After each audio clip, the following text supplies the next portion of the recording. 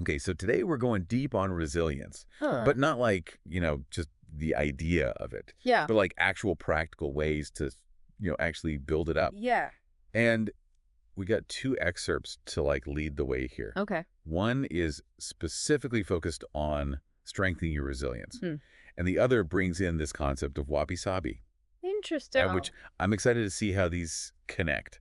Because one's very like, self-help practical. Right. And one is very kind of like Japanese philosophy. Yeah. So I'm curious to see where they come together. Yeah, it's so fascinating how often we think of resilience as this like, Right. tough it out kind of mentality. Yeah.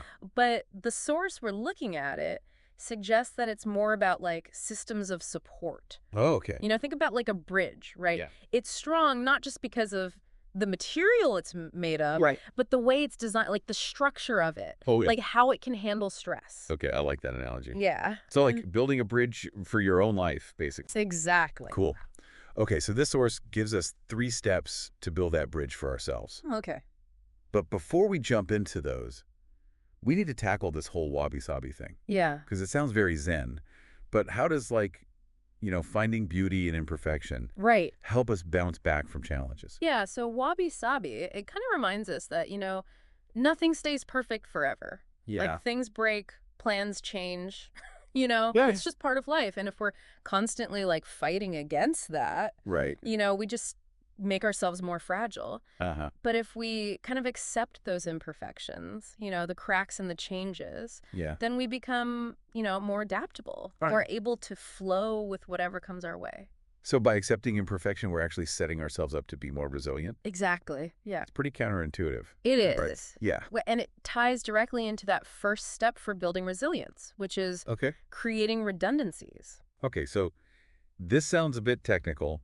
What exactly does it mean to build redundancies in my life? Yeah. So think of it as like, having a backup plan Okay. or even multiple backups. Uh-huh. You might not need them all the time, Right. but when things go sideways, like a job loss or a health issue, Yeah. you'll be incredibly grateful to have options. Right. It's like, always having a spare tire in your car. Yeah. You might not get a flat every day, Right. but when you do, you're sure glad you have that spare. Yeah, that makes a lot of sense. Yeah. It's not about being pessimistic, but just about having that safety net in place. Right. So you're not completely derailed when things go wrong. Exactly. And you can even see a little bit of wabi-sabi in that, right? Okay. It's about acknowledging that, things won't always be perfect. Yeah. So we plan accordingly. I like that. Okay. Yeah. So the second step is this: bet conservatively in certain areas and take many small risks in others. Uh-huh. This is interesting. Yeah. It's like walking a tightrope. It's about finding a balance, between security and exploration. Okay. Like imagine a gardener, right? Yeah. They need fertile soil. That's their conservative bet. Right. But they'll also try new seeds, experiment with different techniques. Okay. That's where the small risks come in. So it's like building a solid foundation, but still allowing room for growth and discovery. Exactly. Yeah, Does wabi-sabi come into play here? absolutely. Okay. It's accepting that, some level of unpredictability is inevitable. Right. Some seeds will sprout, some won't. Yeah. That acceptance allows us to experiment without fear of failure. Right. Because failure just becomes another part of the process. Yeah. Okay, that's a good way to look at it. Yeah. So on to the last step. And this one feels pretty deep. Get rid of the things that make you fragile. Yeah.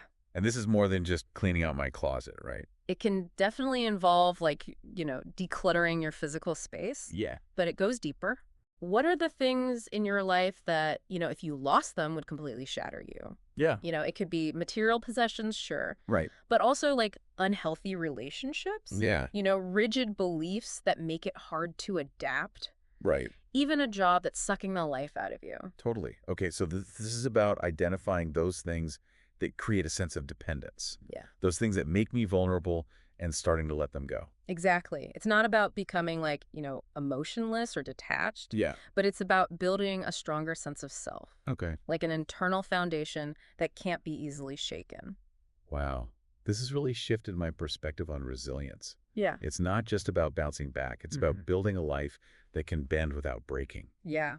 That's a great way to put it. And wabi-sabi reminds us that those bends, those imperfections, are what make our lives beautiful and unique. Exactly. I love this. So for everyone listening, think about these 3 steps: redundancies, balanced risks, and letting go of fragility. Right. What resonates most with you? Yeah. And what's one small change you can make today, even something tiny, to start building that resilience? Yeah, good question. Thanks for joining us on this deep dive. Absolutely. Until next time, stay curious and remember the cracks are part of the beauty. I like that. Bye.